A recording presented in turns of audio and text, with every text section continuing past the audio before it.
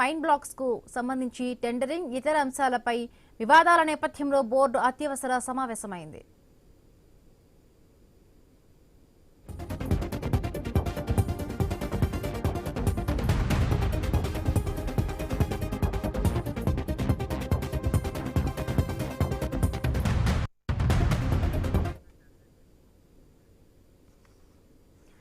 Naini coal block కేటాయింపులపై కేంద్ర బొగ్గు శాఖ అత్యవసర భేటీ అయింది. మైన్ బ్లాక్స్ కు సంబంధించి టెండరింగ్ ఇతర అంశాలపై వివాదాల నేపథ్యంలో బోర్డు అత్యవసర సమావేశమైంది. రైట్, మరిన్ని పూర్తి అప్డేట్స్ మా కరెస్పాండెంట్ ఎవే స్వామి అందిస్తారు. స్వామి,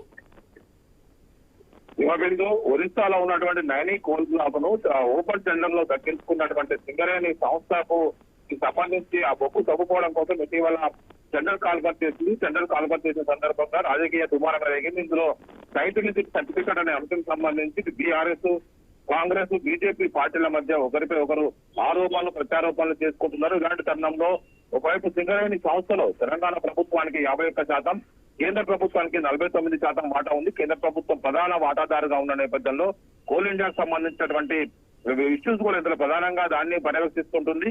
దీంతో కేంద్ర బొగ్గు గనుల శాఖ మంత్రి కిషన్ రెడ్డి తెలంగాణ బాధ్యత వహిస్తారు. ఇటీవల బీఆర్ఎస్ నేతలు ఆయన వ్యవహార శైలి పైన కూడా, ఆయన వైఖరి పైన కూడా ఆరోపణలు చేయడంతో కూడా ఇప్పుడు ఈ నైని బొగ్గు బ్లాక్ సంబంధించినటువంటి ఇష్యూలో ప్రధానంగా దీన్ని విషయాన్ని సరిదల చేయడం కోసం కేంద్ర బొగ్గు గనుల శాఖ ఆధ్వర్యంలో ఒక కీలక సమావేశం అత్యవసరంగా కేంద్ర ప్రభుత్వం దీన్ని ఏర్పాటు చేసింది.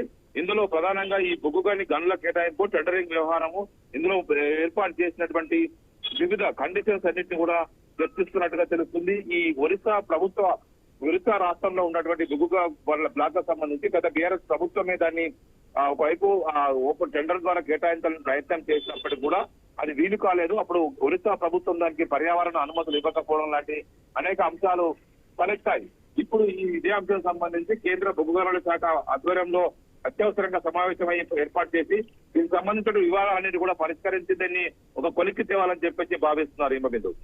Right, thank you Swami, thanks for the updates.